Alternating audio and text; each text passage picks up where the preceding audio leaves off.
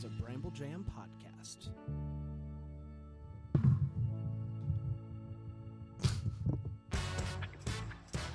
This week on Yo Gavel Gavel, if your kid gets hurt while your nanny's watching him, can you sue her?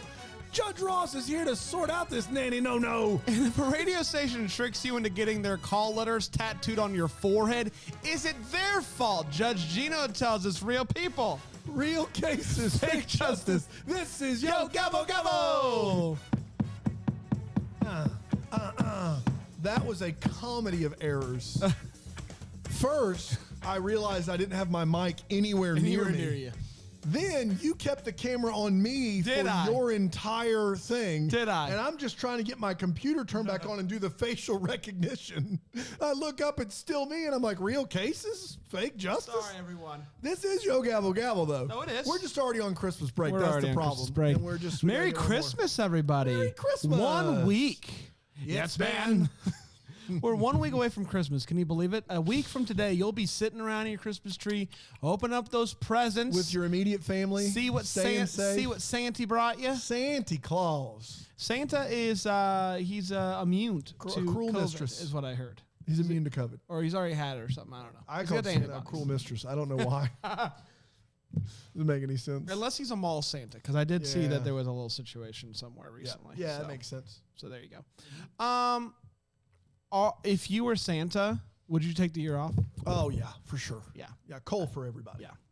I always laugh. There's a special that I watched going up, Year Without a Santa Claus. And it's a Rankin and Bass sitch. And it's great. And Santa's a little bit under the weather and Christmas spirit's down. Oh, so no.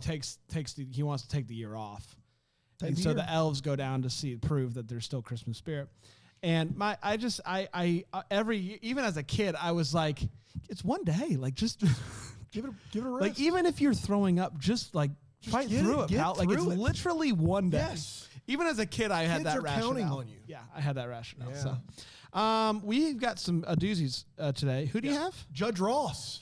Went back to America's Yes. Court, baby. And I went back to the personal injury court, Yeah. which I just love. Yours Very has excited to about be. this I was watching mine and looked up and just saw a guy with crud tattooed on his forehead. So I can't wait for yours. Yeah. But I feel like it's the main course. You think so? Mine's a little shorter. Okay. You want me to go ahead Let's and get do this it, out pal. of the way? Let's do it. Okay. So let me introduce you to Tara and Jerry Oakford. I've had it with them. Yeah, I think we all have. Oakford gang. They are suing Madison Walsh for $2,347.66. They both need to speak to the manager. They are the parents of a 3-year-old named Cameron. Now, I need to tell you this before we go any further in this case. Apparently, I just clicked on the YouTube TV DVR. This case is from 2010. Okay. Wow. So there's going to be a lot of referencing the internet on this case. Okay. And if you have the question of, wait a minute, that's not that big of a deal. In 2010, How does Judge Ross look? he looks great. Yeah. Just a fox. man. Crisp. He doesn't look like he's aged much in 10 Crisp. years. It's unreal. This was in season 1, apparently, of this is the first season ever of Judge Ross. So this takes place in 2010. That should help us technologically. Are you now ready to go? I'm ready to go. We can go. Okay, good. So the parents are suing Madison for their 3-year-old emergency room bills. Not their 3-year-old emergency room bills. Their emergency room bills from their 3-year-old while the child was in the care of Walsh. The child's name is Cameron. They said they hired Madison in March of 2010, and they wanted her to be a part-time nanny. Basically, while Tara was at work Monday, Wednesday, Friday, 9 a.m. to 3 p.m., she would nanny them, so roughly 18, 20 hours a week. So on May 28th, roughly 3 months into Madison's care of Cameron, there was a call made from Madison to Tara saying, oh my goodness, Cameron has fallen down the stairs. We're going to the emergency He's falling. He room." can't get up. He's fallen down the stairs. Hate that. So Judge Ross stops and talks to the dad and says, hey, Jerry, during the 3 months before this incident, were you pleased with Madison's performance? He says, yep, she was a great nanny. She cared for our son. Our son loved her. No issues, great references. How long did she work with them? 3 months. 3 Started months. in March. All of March, all of April. This happened May 28th. Okay. 3 months. Got it. So they met at the urgent care clinic. Okay. And, there were some bills associated. I don't know what all happened, but he has a cast on now. And we're reminded the of boy. that. The boy does. Okay. So Judge Ross turns to Madison Walsh and says, Miss Walsh, you're responsible for caring for Cameron. Is it every day? No, they do this whole part-time bit. It's 3 days a week. And then he says, have you ever worked as a nanny before? And she says, yeah, I've worked on and off for 5 years. I'm a student. And so I do this to help pay for my college. Good for her. And I love Cameron like he's my own boy. Okay. We were playing in the living room. We were playing hide and seek, kind of like an I'm going to get you game. You know, like 3-year-olds, they run around, I'm going to get you. And that's what we were playing. I know that well. I know it well. I know the game well as well. Anybody that's had a 3-year-old knows the game. So without, like, before it's not as good as the, hey, I'm going to go to sleep game. That's my favorite game. Yeah, the favorite game. The best is my kids now are into knock-knock jokes. They don't quite know how they work. And it's fantastic. Give me one. This is one. Ray was knock knock. Who's there? Daddy. Daddy who? Daddy tickle. There's one. That's good. It's a good one. It ends up turning into a tickle bit. I love their that. favorite is I say knock knock. Who's there? And I say night. Night who? And I go night night, and I just do this, Oh, that's and I great. fall asleep, and they come and wake me up, and when they wake me up, I yell good morning and tickle them. You And gotta they love that. literally every day after dinner, Jay comes over, Dad, can we play knock knock? I think it's a joke. I love it. Right? So Are that's you all. ticklish? I'm not. No. No, I'm Well, not. let's try it. That's not. Knock knock. No. No. Brad. So this 3-year-old Tickle till. Tickle till? Tickle till. Today You were doing the answers even though I didn't ask the questions. Yes. That's impressive. Yes. Knock knock. Brand. Tickle till. It's good stuff. This is what you listen for. Bramble Jam Plus. Sign up. Ad free. So she says she's playing I'm going to get you. And Cameron darts up the stairs. Yes. He runs up the stairs. He thinks that's part of the fun. So she immediately follows him up the stairs. He's in his room playing, and they continue to play the game in his room. I'm going to get you, blah, blah, blah. He runs out of his room, and the staircase splits the parents' bedroom and the kids' bedroom. So are you with me? I'm here. Staircase, Yep. parents' bedroom on one side, kids' bedroom on the other. He runs like he's going, and this is her observation. She gets up to chase him. He runs like he's going to his parents' bedroom, and in her witness, she says it either he turned or he stopped, but his foot slipped on the top step. He fell all the way down the stairs. Immediately, I called the parents, made sure he was okay. We took him to the urgent care clinic. The urgency. That is what happened, the urgency. So Kevin Ross says, Mr. and Mrs. Oakford, were either of you there when this incident occurred? They both say no. He says, okay, do you have a nanny cam or some sort of surveillance device in your home to see what's going on there? They both say no. And he says, so how do you know this was negligent? And they said, well, I went on the internet the evening of the incident and saw that Madison had posted bored, babysitting 5 minutes before she called me. Ooh, boy. 5 minutes before she called me, posted that on the internet. You know the internet. You've heard of it. And Ross said, Madison, did you post that on the internet? And she said, I don't remember putting anything on the internet. The only time I get on the internet is when Cameron is napping. And Mr. Oakford starts waving around a sheet of paper. Just waving around.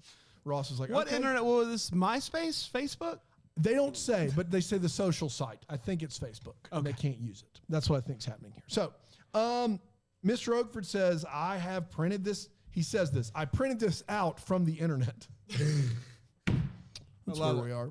I printed this out from the internet, and this happened 5 minutes before the phone call. And he says, how do you know it happened 5 minutes before the phone call? I got called on my lunch break. I went to lunch. I had to clock out 12:30. That's when I got the phone call. We can match it up.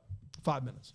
Ross goes, hey, have you seen this yet, Madison? No, I've not seen it yet. He says, well, the timing of this call and this post doesn't describe the same incident that you described to me. I need you to explain the difference. And she says, I understand why you have questions. I don't remember posting that at that time. But with a 3-year-old, a lot can happen in 10 minutes. Their computer is in the living room. I don't recall being on the internet at the time before the incident That's occurred. right, because it's not like she had a smartphone. Yeah. She would have had to be on a desktop. That's right. Logged into the internet. That's right. So then Mrs. Oakford Where said, is the computer? It's in the living room where they were playing. Okay. Mrs. Oakford said she shouldn't be on the internet at all. And Ross says, is that an agreement that you have? And Mrs. Oakford says, yes. He says, if it's written, it's not written anywhere, but that's an agreement he said they have. Mr. Oakford said, look, she's on her phone We understand accidents happen. She's on her phone all the time anyway. It would not surprise me. Texting T9. Yeah. It would not surprise me if she's also getting on the internet as well. And Madison said it's never been a problem. You've never complained to me about that ever. Ross says, hey, you said she was a good babysitter for 3 months. So that seems like it's not adding up. So Ross said, hey, is this the only way this could have happened? And Mr. Oakford said, I think it's highly probable based upon this post. And Ross says, I do too. I think it's highly probable as well. And then Ross says, how she was on the internet and just missed it. Yeah. How's Cameron doing? And the mom says, healing, but he's in a cast. Just like that. Like, how dare you? So now Ross is ready for the ruling. 2006, whatever, it doesn't matter. You know that they're not going to split it up. How much? 2,000. Wait for it. $347.66. You know, I think the evidence in this case shows that at the very least, it didn't go exactly as she's saying. So in my mind, that's enough to give them the full amount. Ross is going to disagree with you. Interesting. Okay. He says... I always like his reasoning. So look, I'm dealing with a 3-year-old. I've had a 3-year-old. I've had a couple of them. They're everywhere. The worst, all the time. Yes, that's exactly right. Is it possible that she was negligent and posted this and he fell? Yeah, in fact, I think it's highly, considering the social media post, I think it's highly plausible. But is it possible that she was watching this child the whole time like a hawk and this still happened? Yes, it is. It's still possible she was doing a great job and this happened. I have a witness from the dad that says she was a great nanny for 3 months with great references. I have 2 very believable witnesses. One was there, one wasn't. I cannot, with any judgment, tell you that this definitely happened, and because of that, I have to judge in favor of the defendant for the entire amount. Wow. No money given or exchanging. My thing, though, is, I don't disagree. You can't prove that. But at the same time, she lied. Well, she says her thing is I don't remember posting that at that time. A lot can happen. But whether or not you said that she said she was not on the computer. She said, I only get on the internet when he naps. That's exactly right. Yes. So is that true or not? If she was on the internet at this time and he wasn't napping, that's a lie. I want to be clear. Therefore, her witness, she's thrown out. But there were no phone records. There is a woman who got the thing on lunch break. She clocked out for lunch break, and there's the post. All right.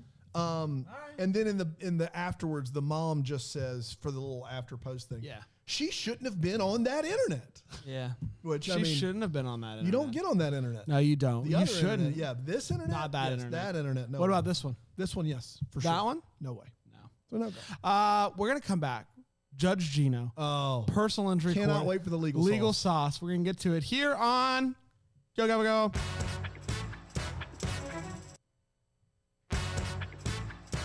Welcome back, everybody. It's time for personal injury court. Yeah. Judge Gino, I want to introduce you to a couple of people. One, he's the plaintiff. His name is Joe Bell. Joey. You know, in personal injury court, Dan, big money's at stake. Half mil. Stake. Yeah. Well, a little more than $500,000.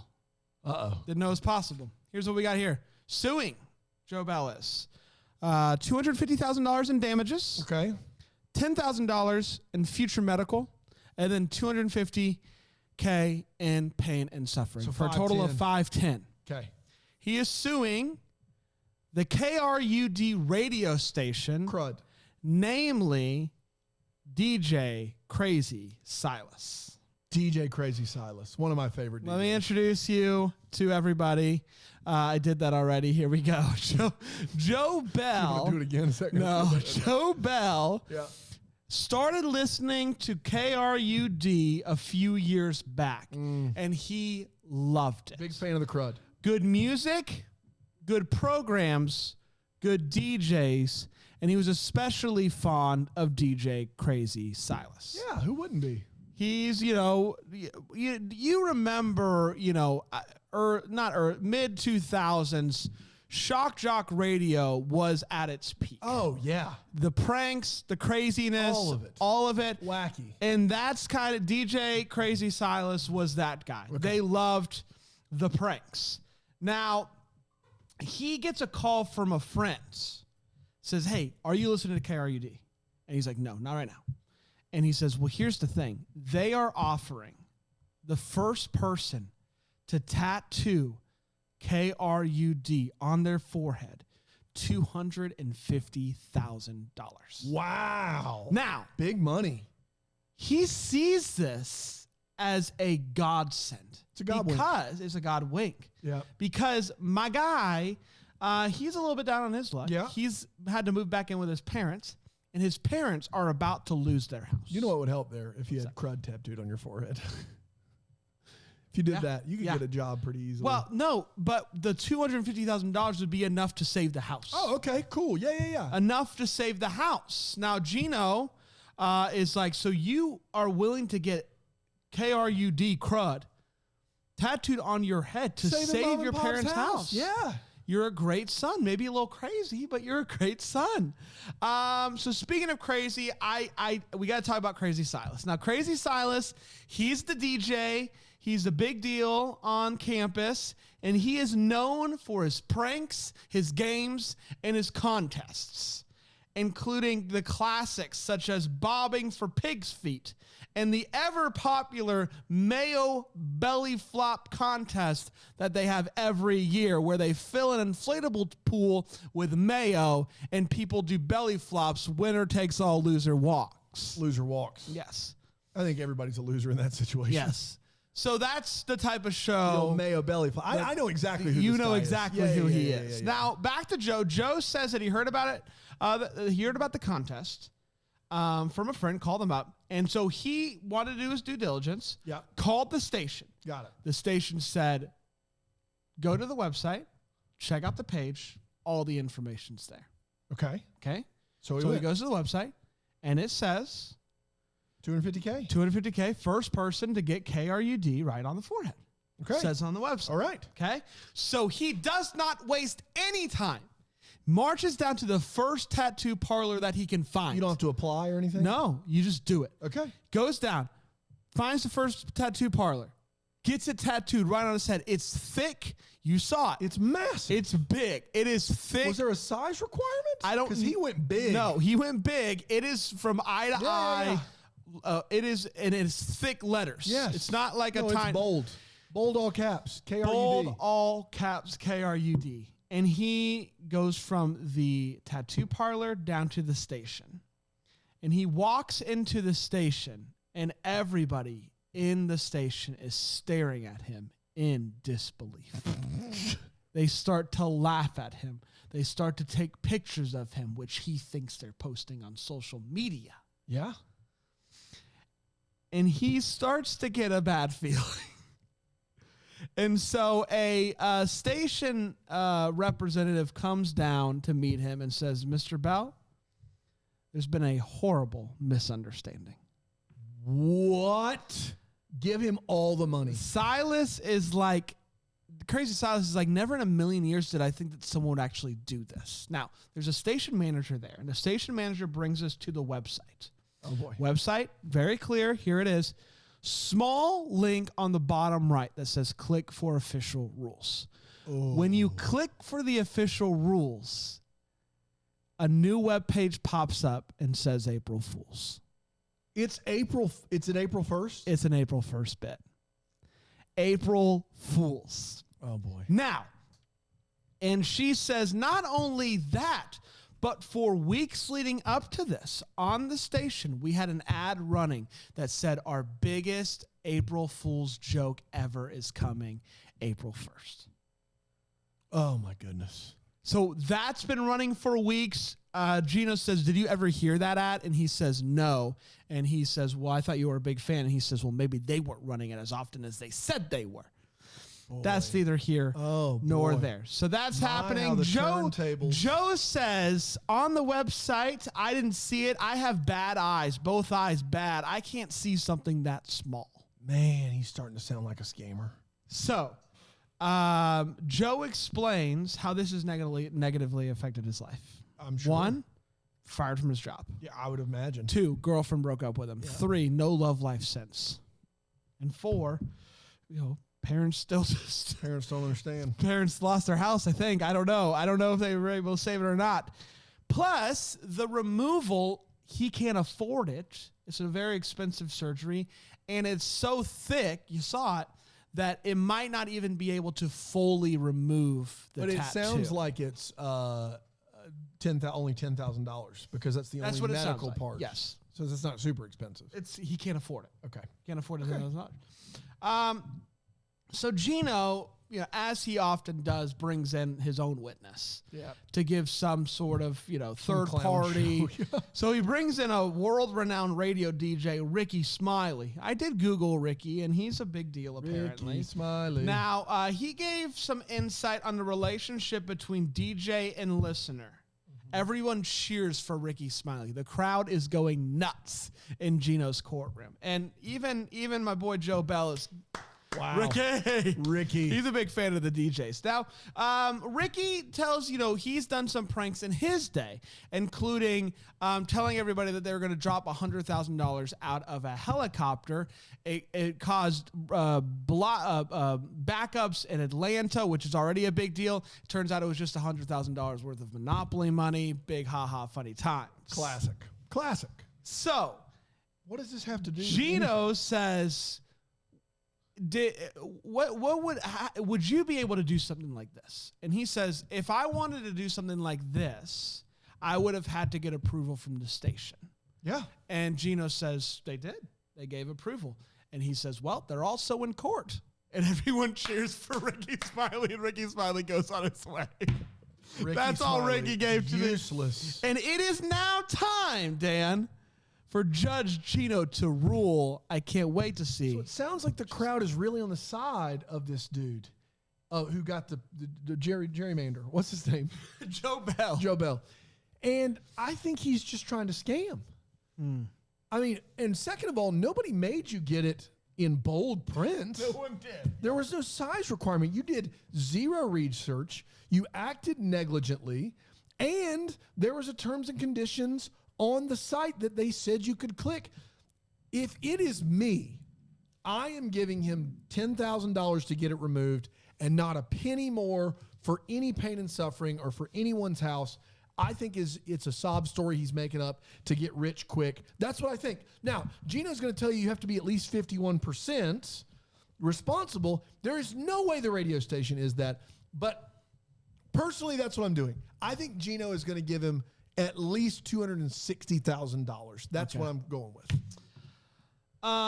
So here's what Gino says. Gino says when it comes to presenting stuff to the public, whether it be on radio or TV, if there's terms and conditions, you have to make that as clear as possible. Okay.